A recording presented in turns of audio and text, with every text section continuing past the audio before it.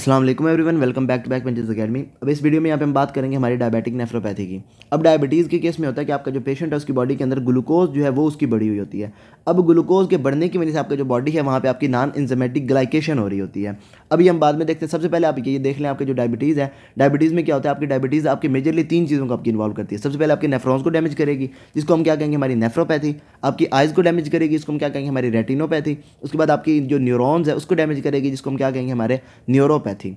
अब जो आपके नेफ्रॉन्स जो हैं इसको आपकी ये कहाँ पे डैमेज करती है। सबसे पहले आपकी वेसल जो है, आपकी रीनल वेसल्स, उसको ये आपकी डैमेज करती है। और रीनल वेसल्स में भी आपकी जो ज़्यादातर आपकी जो ये इन्वॉल्व कर रही होती है वो होती है हमारी इफरेंट आर्टेरियोल्स। अब इफरेंट आर्टेरियोल्स को आपके डैमेज करेगी, आपके ग्लोमेरुलस को डैमेज करेगी, और लास्ट पे आपके जो रीनल पेपिलाज हैं उसको ये आपके डैमेज करेगी। अब होता क्या, आपके जैसे ही आपकी ये जो ब्लड है उसके अंदर आपकी ग्लूकोज बढ़ी हुई है, इसका मतलब ये है कि आपके ब्लड के अंदर बढ़ी हुई है तो आपके किडनीज़ की तरफ ज़्यादा जा रही है। अब वहाँ पे क्या होता है, जैसे ही आपके फॉर एग्जाम्पल यहाँ पे हमारा पड़ा हुआ है ये एफरेंट आर्टेरियोल्स, यहाँ पे हमारा ग्लोमेरुलस आ गया और उसके बाद आ गई हमारी इफरेंट आर्टेरियोल्स। अब इसने क्या करना है, आपकी जो ग्लूकोज बढ़ी हुई है ना, ये आपकी यहाँ पे आई, फॉर एग्जाम्पल यहाँ पे आपकी ग्लूकोज बढ़ी हुई है। अब ये क्या करती है, यहाँ पे आपकी जो प्रोटीन्स बनी हुई हैं आपकी बेसमेंट मेम्ब्रेन के अंदर, या फिर अब हमने वहाँ पे देखा था हमारी एथेरोस्क्लेरोसिस में, वहाँ पे ये क्या करती है आपकी, वहाँ पे ये जो होती है हमारी हाइलिन स्क्लेरोसिस वो आपकी करवा देती है ग्लूकोज। डायबिटीज़ में हमने देखा था वो हमारी जो है हाइलिन आर्टेरियोस्क्लेरोसिस हो जाती है वहाँ पे। अब इसके केस में क्या हो जाएगा, आपकी इफरेंट आर्टेरियोल्स जो है वहाँ पे आपकी ये स्क्लेरोसिस करवा देगी। और वो कैसे करवाएगी, अब नॉन एंजाइमेटिक है, इसका मतलब ये है कि आपकी ग्लाइकेशन में क्या होता है, आपकी ग्लूकोज जो है वो आप प्रोटीन्स के साथ या फिर आप ग्लूकोज जो है उसको लिपिड्स के साथ ऐड कर दें, उसको हम क्या कहते हैं हमारी ग्लाइकेशन। अब ये अगर आपकी हो रही है in the presence of enzyme, उसको हम क्या कहेंगे हमारी इंजाइमेटिक ग्लाइकेशन या फिर इंजाइमेटिक ग्लाइकोसाइलेशन। और अगर ये आपकी हो रही है without the presence of enzyme तो उसको हम क्या कहेंगे हमारी नॉन इंजाइमेटिक ग्लाइकेशन। अब जो डायबिटीज़ के केस में क्या होता है, आपकी non enzymatic without presence of जो कोई भी इंजाइम है, आपकी जो है वहाँ पे आपकी ग्लाइकेशन हो जाती है। अब ये क्या करवाएगी आपकी, यहाँ पे सबसे पहले इसने क्या करवा दी, आपकी आर्टेरियोस्क्लेरोसिस करवा दी। अब इफरेंट आर्टेरियोज के कंस्ट्रिक्ट होने की वजह से हमने वहाँ पे देखा था, मतलब इसने स्क्लेरोसिस करवाई, कंस्ट्रिक्ट कर दिया।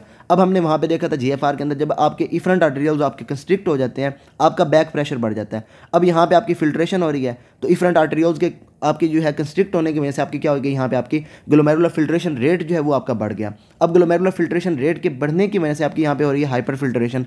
अब आपका जो ग्लोमेरुलस है यहाँ पे आपकी हो जाएगी हाइपर फिल्ट्रेशन इंजरी। सबसे पहले आपकी हुई यहाँ पे आर्टेरियोस्क्लेरोसिस, हाइपर फिल्ट्रेशन इंजरी हुई। अब जो है आपकी यहाँ से जो है ये मतलब आपका जो है ना फ्लूइड ज़्यादा यहाँ से पास कर रहा है, जीएफआर आपका बड़ा हुआ है। यहाँ पे आपके जो मिजेंजियल सेल्स पड़े हुए हैं ना, ये क्या करेंगे आपकी एक्सपेंशन कर देंगे।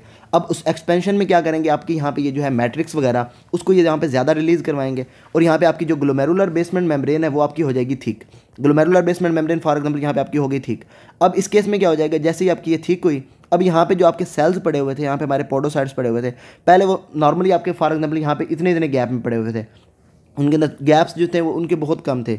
अब ये ग्लोमेरुलर बेसमेंट मेम्ब्रेन आपकी ठीक हो गई, अब जो गैप्स हैं आपके वो भी बढ़ गए इस केस में।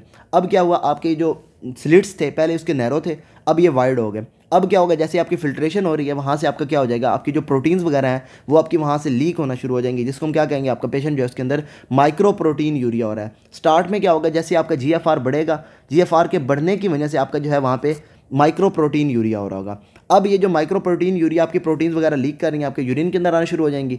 और उसके बाद जो है यहाँ पे एक चीज़ वो ये है कि आपके मिजेंजियल सेल्स जो हैं उसकी ये क्या करवा देंगे, यहाँ पे आपकी एक्सपेंशन करवा देंगे। अब मिजेंजियल सेल्स जो है अगर ये आपके मतलब यूनिफॉर्मली आपके हो जाएं, उसमें तो सिंपल सही है कि आपकी जो है वहाँ पे आपकी ग्लोमेरुलर बेसमेंट मेम्ब्रेन सारी की सारी ठीक हो जाएगी।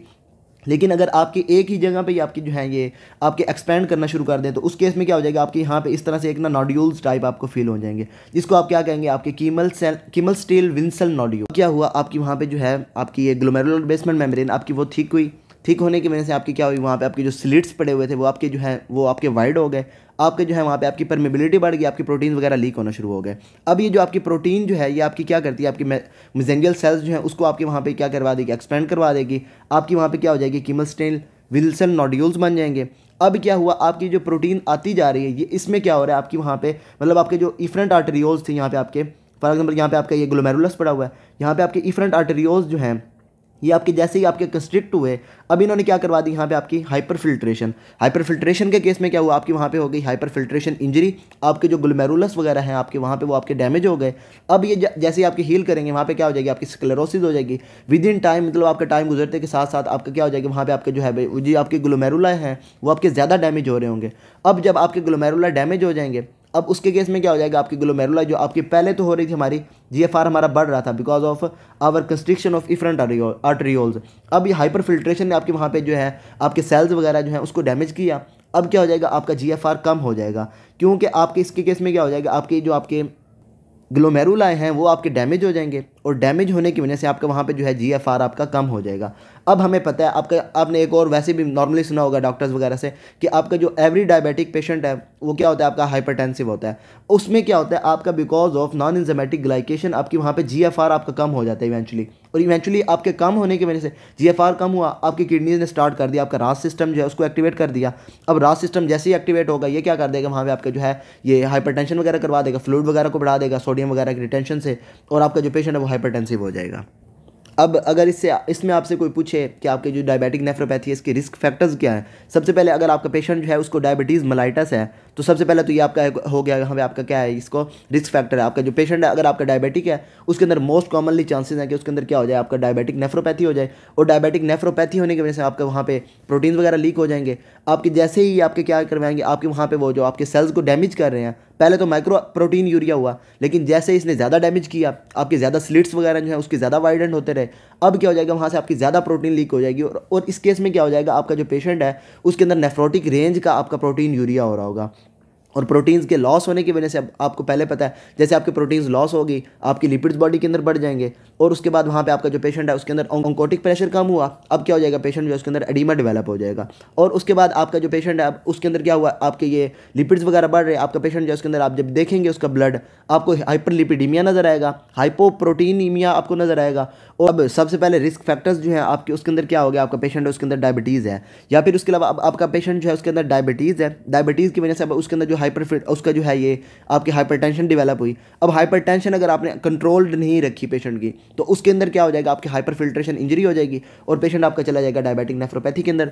और उसके बाद अगर आपका पेशेंट जो है आपका ओबीज़ है, ओबीज़ में भी आपका जो पेशेंट है अगर आपका ओबीज़ होगा तो उसमें भी आपका जो पेशेंट है उसके अंदर ज़्यादा चांसेस हैं कि उसको डायबिटिक नेफ्रोपैथी हो जाए। साइन एंड सिम्टम्स आपके वही जो हमने अभी आपको बता दिए, आपका एडिमा डेवलप हो जाएगा पेशेंट के अंदर, उसके बाद आपकी जो है ये प्रोटीन्स वगैरह आपकी लीक हो रही होंगी, और इसकी वजह से वही आपकी जो है नेफ्रोटिक सिंड्रोम वाली जो है हमारी वो आपको यहाँ पे साइन एंड सिम्टम्स आपको नजर आ रहे होंगे।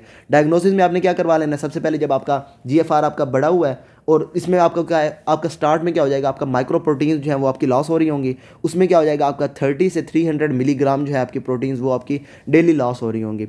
इसके बाद क्या हो जाएगा, आपका जो पेशेंट है उसके अंदर अब प्रोटीन जो है जो आपकी लॉस हो रही है या आपके नेफ्रोटिक सिंड्रोम जो है उसकी रेंज के अंदर आ जाएंगी। उसमें क्या हो जाएगा, आपका जो पेशेंट है उसके अंदर अब मोर देन 3.5 ग्राम जो है आपकी प्रोटीन्स वो आपकी डेली लॉस होनी शुरू हो जाएंगी। बाकी ट्रीटमेंट अगर आपने पेशेंट का करना है, सबसे पहले आपने इसमें देखा कि आपका क्या हुआ, आपकी इसने क्या किया, आपके हमारे जो है इफरेंट आर्टेरियोल्स इसको इसने कंस्ट्रिक्ट किया। आप क्या कर दें, पेशेंट को कोई ऐसी ड्रग दे दें जो आपकी इफरेंट आर्टेरियोल्स जो है उसको आपके रिलैक्स करवा दें। तो हमें सबसे पहले पता है आपका जो पेशेंट है उसके अंदर हम उसे देते हैं एस इनहिबिटर्स। अब एस इनहिबिटर्स क्या करते हैं, आपके एंजियोटेंसिन जो 2 है हमारा एंजियोटेंसिन 1 उसको कन्वर्ट नहीं करवाने देते हमारे एंजियोटेंसिन 2 के अंदर। अब एंजियोटेंसिन 2 का काम क्या है, इसने यहाँ पे हमारे जो ग्लोमेरुलर जो है फिल्ट्रेशन रेट उसको बढ़ाना होता है। वो कैसे करती है, आपकी इफरेंट आर्टेरियोल्स जो है उसको ये कंस्ट्रिक्ट करवा देती है, आपका जीएफआर बढ़ जाता है, और उसके बाद आपकी बाकी हमने जो देखी थी आपके वो आपकी जो है सोडियम वगैरह रिलीज करवा देती है, आपकी वेसल्स को कंस्ट्रिक्ट करवा देती है, वो सारी बात की बातें। अब आपने क्या करवा दिया, आपने पेशेंट जो है उसके अंदर आपने एंजियोटेंसिन 2 जो है उसको आपने ब्लॉक कर दिया। एंजियोटेंसिन 2 आप किससे ब्लॉक करेंगे, आपके एस इनहिबिटर्स या फिर आपके जो है एआरबीज वगैरह, आप उसके थ्रू आपने जो है आपने एंजियोटेंसिन 2 को ब्लॉक कर दिया। एंजियोटेंसिन 2 ब्लॉक हो जाएगी। अब जो आपकी यहाँ पे आपकी कंस्ट्रिक्शन आपकी जो है इस केस में जो है आपकी वो कम हो जाएगी, आपकी डायलेशन हो जाएगी, क्योंकि आपकी एंजियोटेंसिन 2 नहीं आ रही। तो आपका जो पेशेंट है उसके अंदर ये आपके जो प्रोटीन्स वगैरह लॉस हो रही थी, और उसके बाद आपकी जो हाइपर फिल्ट्रेशन इंजरी हो रही थी वो आपकी ठीक हो जाएगी। और उसके साथ साथ अब आपका जो पेशेंट है उसके अंदर हो ही रही है बिकॉज ऑफ डायबिटीज़, आपकी ग्लूकोज के बढ़ने की वजह से आप क्या कर दें, पेशेंट के अंदर जो आपकी जो है डाइट उसके अंदर आप जो है उसको ग्लूकोज वगैरह कम करवा दें, और उसके बाद उसकी जो ब्लड है उसके अंदर उसके ग्लूकोज को कम करवा दें। वो आप कैसे करवा दें, आपको पेशेंट जो है उसको आप diabetic drugs like our metformin वगैरह इस तरह की ग्लिक्लाजाइड वगैरह वो आप पेशेंट को दे दें, और पेशेंट जो है उसकी डायबिटीज़ भी कंट्रोल हो जाएगी, और डायबिटीज़ की वजह से जो उसके अंदर नेफ्रोपैथी हो रही थी वो भी आपकी कंट्रोल हो जाएगी। बाकी अभी बुक के अंदर देखते हैं, इसमें सिंपल सा ये है कि आपकी जो अगर आप यूनाइटेड स्टेट्स के अंदर देखें, अच्छा इसमें क्या हुआ, आपकी जो है आपके इसने डैमेज किया हमारे ग्लोमेरुलस को, अब ऐसा नहीं है कि एक आधे आपके ग्लोमेरुलस उसको ये डैमेज करेगी, विद इन टाइम आपकी जैसे ही आपका पेशेंट है उसके अंदर आपकी ये इसके अंदर ये डायबिटीज़ की वजह से उसके क्या हो जाएगा, आपके ज़्यादा से ज़्यादा जो है उसके अंदर वो ग्लोमेरुला है उसके डैमेज होना शुरू हो जाएंगे, स्कारिंग हो जाएगी, आपका GFR कम हो जाएगा और इवेंचुअली आपका जो पेशेंट है वो किधर चला जाएगा, उसकी CKD की तरफ या फिर एंड स्टेज रीनल डिजीज़ की तरफ चला जाएगा। सबसे पहले क्या हुआ, पेशेंट के अंदर हाइपरग्लाइसीमिया हुआ। हाइपरग्लाइसीमिया की वजह से अब जो पेशेंट है उसके अंदर क्या हुआ, आपका यहाँ पे non enzymatic glycation of proteins हुई, प्रोटीन्स आपकी हुई, उसने क्या करवा दी, वहाँ पे आपकी आर्टेरियोस्क्लेरोसिस करवा दी। उसमें क्या हुआ, आपकी हाइपर फिल्ट्रेशन हुई। हाइपर फिल्ट्रेशन में अब क्या हुआ, आपके वहाँ पे जो मिजेंजियल सेल्स हैं आपके उन्होंने एक्सपैंड करना शुरू कर दिया। एक्सपैंड किया तो उन्होंने आपकी ग्लोमेरुलर बेसमेंट मेम्ब्रेन को थिक किया और उसके बाद आपकी जो वहाँ पे आपकी ये जो स्लिट्स थी उसको आपकी पहले नैरो थी अब उन्होंने वाइड कर दिया, तो आपकी जो है आपकी परमेबिलिटी जो है वो आपकी बढ़ गई। हाइपर फिल्ट्रेशन हुई, हाइपर फिल्ट्रेशन ने क्या किया, आपकी हाइपरट्रॉफी और उसके बाद आपकी ग्लोमेरुलर स्कारिंग आपकी इवेंचुअली करवा दी और पेशेंट इवेंचुअली आपका चला जाएगा नेफ्रोपैथी की तरफ। बाकी वो जो मैंने आपको बताया कि आपकी जो वहाँ से फिल्ट्रेशन आपकी बढ़ी हुई है, आपकी वहाँ पे जो मिजेंजियल सेल्स हैं वो आपकी अगर एक्सपैंड कर रहे हैं, आपको सबसे पहले तो ग्लोमेरुलर बेसमेंट मेम्ब्रेन थिकरिंग नज़र आ गई और उसके बाद अगर आपकी एक ही जगह पे अंदर अगर आपकी बढ़ना शुरू हो जाए तो आपको क्या नज़र आ जाएगी, वहाँ पे आपको इसिनोफिलिक जो है आपको नॉड्यूल्स नज़र आएंगे, जिसको हम क्या कहेंगे, हमारे किमल स्टील विल्सन नॉड्यूल्स। अब यहाँ पे ये वाली पिक्चर जो है ना इसके अंदर इन्होंने ये बहुत प्यारा सा बनाया हुआ है। अब ये जो आपने इसमें ये याद रखना है, इसके अंदर क्या होता है, आपकी यहाँ पे हाइलिन जो है वो आपकी डेपोजिट होना शुरू हो जाती है। हाइलिन का कलर पिंक होता है, तो अब इस केस में क्या हो जाएगा, आपको पिंक कलर के ना नॉड्यूल्स नज़र आएंगे किडनीज़ के अंदर। तो यहाँ पे ये वाला जो आपका नज़र आ रहा है आपको, ये क्या है, आपका पिंक कलर का है। इसको हम क्या कहेंगे, आपका जो पेशेंट है उसके अंदर डायबिटीज़ की वजह से किमल स्टील विल्सन नॉड्यूल्स जो है वो उसके अंदर बन गए। बाकी इसके अलावा ये कि आपकी अगर वेसल्स को डैमेज कर रही है, वेसल्स में हमने देख लिया इसने क्या करवा दी, वहाँ पे आपकी आर्टेरियोस्क्लेरोसिस करवा दी। उसके बाद आपकी जो वेसल्स हैं उसके अंदर इसने क्या करवा दी, आपकी बेसमेंट मेम्ब्रेन जो है उसकी थिकनिंग करवा दी और उसकी वजह से आपकी जो है ये परमेबिलिटी आपकी बढ़ गई।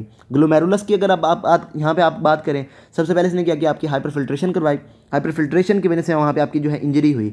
उसके अलावा एक और चीज़ वो ये कि आपकी जो ग्लूकोज है ना, ग्लूकोज आपकी वहाँ पे ऑस्मोटिक डैमेज भी करवाती है। ग्लूकोज जो है इसमें क्या होता है, आपका जो ग्लूकोज है ये आपकी कन्वर्ट होती है सार्बिटोल के अंदर और उसके बाद ये जो सार्बिटोल होती है ना, ये क्या करती है, जैसे आपकी रिलीज़ होती है अपने साथ साथ वाटर को भी लेके जाती है और वाटर के साथ निकलने की वजह से अब यहाँ पे क्या हो जाएगा, आपको ऑस्मोटिक डैमेज जो है वो भी आपको वहाँ पे नज़र आएगा। उसके बाद क्या हुआ, आपकी वहाँ पे जो है ग्लोमेरुलस के अंदर आपकी वहाँ पे जो ग्लोमेरुलर बेसमेंट मेम्ब्रेन है उसके अंदर इसने क्या करवाई, हाइपर फिल्ट्रेशन की वजह से वहाँ पे आपकी थिकनिंग हुई। आपकी टाइप 4 कोलेजन जो है वहाँ पे आपकी वो डेपोजिट होना शुरू हो गई। अब इसमें आपने याद रखना है type 4 is in the floor, type 4 आपकी वहाँ पे जो है डेपोजिट होना शुरू हो जाएगी। आपका जो पेशेंट है उसके अंदर ग्लोमेरुलर बेसमेंट मेम्ब्रेन जो है वो उसकी और थिक हो जाएगी। उसके बाद ये क्या करवा देगी, इवेंचुअली आपकी जो है मिजेंजियल स्क्लेरोसिस करवा देगी और जो पेशेंट है उसके अंदर क्या हो जाएगा, नेफ्रोटिक रेंज का प्रोटीन जो यूरिया है वो उसके अंदर शुरू हो जाएगा।